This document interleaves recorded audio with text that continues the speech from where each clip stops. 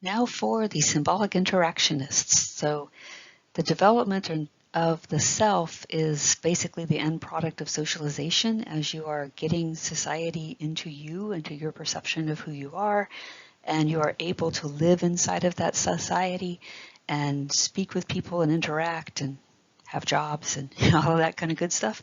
So symbolic interactionism is focusing on that process. What is the interaction? How do those interactions create the person? So we start with Charles Cooley, who talked about the looking glass self and the development of self-concept. He wasn't necessarily developing a grand theory of the development of the entire self. He was most looking at your perceptions of yourself. Would you consider yourself to be a good studier? Would you consider yourself to be attractive? Would you consider yourself to be nice? Those kind of self-concept things. And he says that we develop those by our interactions with other people, almost like we're looking in a mirror and we're seeing, or we are perceiving how they react to us. And then we're taking that perception and then putting it back into our self-concept, our self-perception. So it's kind of a double perception game. It's like if a student is done with their test and they bring their test up to me and I just kind of sigh and slap it around. I mean, I'm acting as though that piece of paper is not really important to me. And what does that make that student feel like? I mean, that student might then feel like school is not that important. Why do I even bother? I'm not even going to try for the next test. And it's not like we think about these things at a conscious level. It's a very quick subconscious thing, those perceptions. Boom, there they are. So we forget a lot of times how much power we have to create perceptions in other people, because we are somebody else's looking glass when they are developing their self. And now Mead, George Herbert Mead, in fact, who is the big sociological theorist of socialization. So he is the one who came up with the grand theory of the self. And he says that we begin our process of developing our self through role taking. So from infancy, not like really infancy, but at the point when the baby recognizes that they are somebody outside of their parents. They have that self-awareness that they are something. We begin to develop the self. And he splits the self into two parts. So if you've ever learned about Freud, he has the id, the ego, the superego. So it was kind of the thing to do back then. We can't, just have a self. We have to have two of them, at least. So for Herbert Mead, George Herbert Mead, he had the I and the me. And they both work together in that the I is the impulsive self. That's the idea. The idea happens, and then most of the time your idea will get filtered through the me, the social self. So you'll think to yourself, I really don't want to go to school today, or whatever. I think that a lot. I don't want to go to school today. But what do you do with that thought? I mean, you entertain that thought for a few minutes, but then you think about how your parents will kill you if you don't go to school, how you'll lose money if you flunk the class, how you don't quite understand this stuff, so you kind of have to go, whatever it is. Attendance is mandatory or you get a bad grade. Whatever it is, it's going through your brain, the rules of society, the interactions you've had with other people that form you these concepts, these contexts inside of your brain. And it's like, it's not really a conscience. It's more a mental filter of society. It's all the rules of society there. And you have that idea, goes through the filter, and we go to class, right? Most of the time, we go to class. So Mead also looks at the stages of the development of the me. Since the I is the impulsive self, it just is there. You just have the ideas. And if you've ever been around, especially 2-year-olds and 3-year-olds, 3-year-olds are like the best at this. They just do, right? There they go. They have an idea and they go off and running with it. So they don't have a very fully formed filter there. They don't have the me yet, but they will begin to build this thing over time. So for me, you start out kind of toddlerhood-ish in this engaging in imitation. If you think of 18-month-olds to coming close to 3, they imitate the people that are important to them. They say the things that people are important to them say. They pretend to pet the dog, they pretend to answer the phone. They want to touch and feel all the things that you do and interact with, but they don't really understand. They're not really taking the role of the other. They are not being you. They're just imitating the things that you do. Now they get a little bit older, so 3 to 5-ish here. You're looking at the play stage where there is one other and one situation. This is where the children go to the grocery store as a cowboy, and they're a cowboy the entire day, or Buzz Lightyear, or Wonder Woman, or whatever it is they are, or some conglomeration of all of these things all in one place. But they're this thing, this one other in one situation. It's another time where we start introducing sports to the children. If you've ever seen 3-year-old soccer, 4-year-old soccer, or the abomination that is 3-year-old basketball, it's awful. But anyway, they are not playing the sport. When you put a bunch of 3-year-olds on the field, they don't play soccer. They play soccer player, according to Mead. And if you've ever watched them, you know exactly what I'm talking about. They play soccer player. It's very selfish. They're all trying to kick the ball. They all kind of wad up around it. Then the ball spits out, and then they go follow that again, and then the ball spits out again. But then you see that one kid who has an older brother or sister or somebody that they know on a team, and they sit out. They figure out pretty quickly that the ball is going to spit, and then they can take over from there. Or in my daughter's case, she wanted to be goalie. And even though there's no goalie in 3-year-old soccer, she never could understand that. Like, somebody's got to keep it out of the net. So she wanted to play that, soccer player. Then you get to a certain age, and Mead did like sports. He used sports analogies all the time. So you get older, like 2nd grade, 3rd grade. And in soccer, at least, that's about the age that you start playing positions. And I remember my son learning this, and his coach would put him into the position, and that child would stay there. He might move a couple feet in each direction, but it's like, if you told me I'm center back, then I am center back. And then when they're that age, you also rotate them through all the different positions. They play forward, they play middle field, they play midfielder, they play defender, they play goalie. You kind of get them a feel for every single position. So it's many others in one situation. It is on the soccer field. I know the positions on the soccer field. And then I'm beginning to get an understanding of not only my position that I'm supposed to be playing, but everybody else on my team, how those positions fit together. And then you have that first game of these other people that are also playing positions, and you learn how your set of positions interacts with the other positions coming at you. And it's a pretty chaotic time when you're teaching young children soccer at that age of positions. But they get it eventually. They figure out how to do that many others in one situation.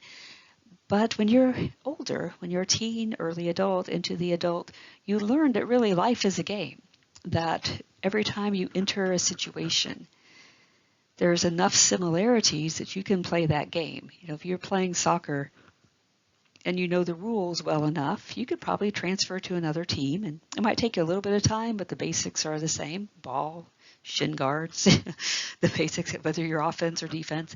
A lot of these things are pretty standard. It's like going to the grocery store, playing the grocery store game.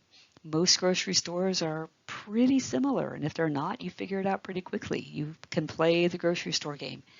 When you're learning this game, you start at one store, the one that your parents take you to, and then you eventually become an adult and you go to the store and you play that game all by yourself. Or the going to school game, or the going to the doctor's office game. The entire world is basically a set of prescribed interactions that are relatively stable through time, and you just know what the games are, and when you enter that situation, you play that game. So when we talked about the I and the me and that deciding to go to school that day, so the I says, I don't want to go. Well, you know the school game. You know the work game.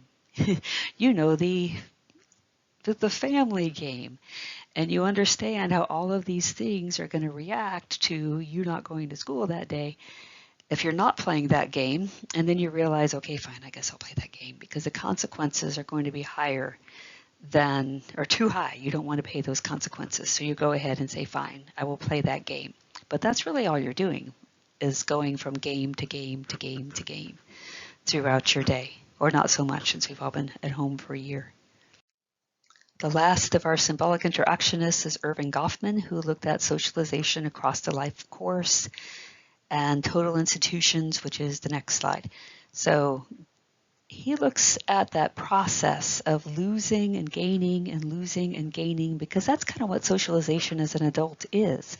You go in and out of groups, you go in and out of jobs, in and out of school subjects, and with the entrance of each one, you desocialize a little bit and you resocialize a little bit. So desocialization is shedding values, beliefs, and norms. You don't need them anymore. They don't work for that situation. So you kind of don't need these anymore. Get rid of them. And then you resocialize with whatever new values, beliefs, and norms that you have to have for this new lifestyle, this new situation that you are in. And then you can have anticipatory socialization. I'm looking back at Facebook memories from a year ago when we thought that we would only be home for a couple weeks. So I've got posts about, oh, gee, when we go back to life again, they had anticipatory socialization. I remember thinking about 2 weeks into that lockdown where I made supper every night and we could eat together, and my daughter had been swimming from 5:45 to 7:30 every night. I was thinking, I need to keep some of this stuff. I kind of like the dinners. I kind of like some of the home time. I kind of want to. And then I got sick of everybody about July. I needed them gone. But no, I kind of was doing the anticipatory socialization. When we go back to reality, what is it going to look like? What am I going to have to do? And I think we're all kind of doing that now, is it's actually looking like it might happen, that we might be on campus for the fall with real people in real classrooms. You start kind of thinking, how's that going to look now? Are we still going to be in masks? Are they still going to spread us out a little bit? Are we going to be happy to be there? Or are we going to miss our Zooms? I don't know how it's going to be. But that anticipatory socialization is that kind of the wondering. And the picture over here is of an asylum, because that's where Irving Goffman did a lot of his work and formulated his theories and ideas about the total institutions. So last in this group, we have the total institution, that isolated and closed social system. It's pretty much society's best tool to turn you into something really, really quick. Think boot camp. Take you away from everybody you know, make you and everybody else do all the same stuff all the time, break you down, build you back up again, take your appearance away, shave your head, put you in uniform, everybody eats the same stuff. All of that is total institution. It's a way of breaking people very, very quickly and rebuilding them also very quickly. And purposeful. You're not just breaking them for fun, you are breaking them for a reason, not just breaking them for fun. So, we could do this in college, right? We could teach sociology this way if we were back in classrooms and buildings again. I could take you guys or any group of students, take away all of their stuff, put them into an official sociology uniform so they look alike, stick them in a classroom, give them the official tools and supplies that I want them to have. We all eat together, shut off the outside world, no cell phones, no nothing. It's just me and them for the next 6 weeks. And we go to bed, get up the next morning at 5:30. They go for a run. I watch them. No, maybe I'll run with them. I don't know. But it's a very controlled day. We don't want you to think, because if you think for a moment, you're going to remember that life you used to have before we put you in a classroom to become a sociologist. You'll think about sitting on the couch and doing what you want to do and eating what you want to eat. And we can't have that. We have to turn you into a new self. So nope, that's not going to happen. So we have you all together. We have you taking part in all of these activities. And we also have to degrade you a little bit. So let's say, I don't know, day 4, is it probably a good time to start quizzing maybe in sociology? So I'll come up to some random student and say, okay, define social institution. And they get it wrong. So maybe I can waterboard them or something. Maybe not that much torture, but a little bit of something that degrades them and then scares everybody else around them and makes them think, I kind of need to look at that. I don't want that to be me when she comes around and she asks me a definition and I don't know that, so I'm going to buckle down, and then they mean business now.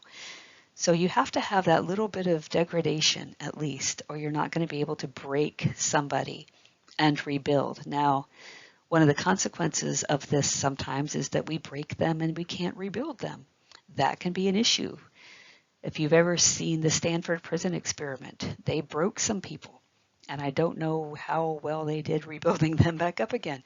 So it is a great tool. We use it, but we want to make sure that we use it wisely. If we take 6 to 8 weeks and do this to you to get you to know everything about sociology, we can't then do it all over again for biology, right? We have to take the slow socialization route. We have to re-socialize you very slowly into the ideas and concepts and definitions and ideas and culture of sociology over the course of 14 weeks or so. And then you go on to the next one. We don't want to break you.